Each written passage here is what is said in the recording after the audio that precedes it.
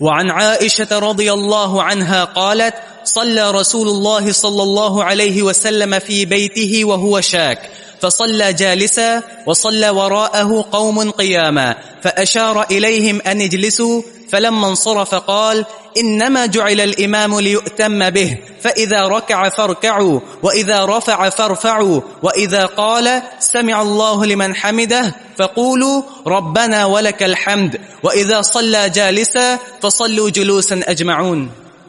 جزاک اللہ.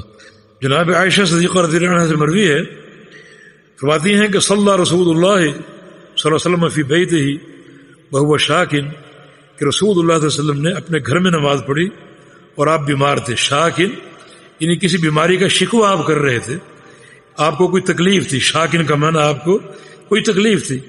فصلی جالسا، آپ نے بیٹھ کے نماز پڑھی.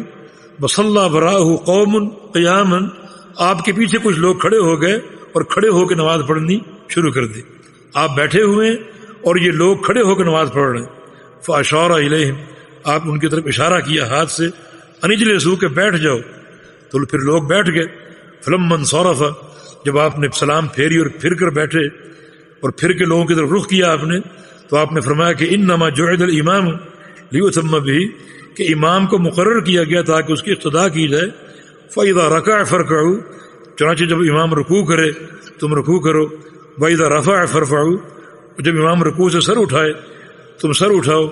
واذا قال سمع الله لمن حمده فقولوا ربنا ولك الحمد، اور جب امام سمع الله لمن حمده کہے تو تم ربنا ولك الحمد کہو.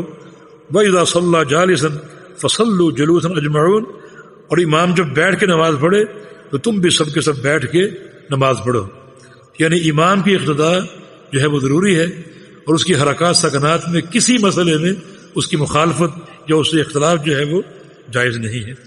واللہ تعالی ولی التوفیق، وصلی اللہ علی نبینا محمد وعلی آلہ وصحبہ اجمعین. بارک اللہ فیک.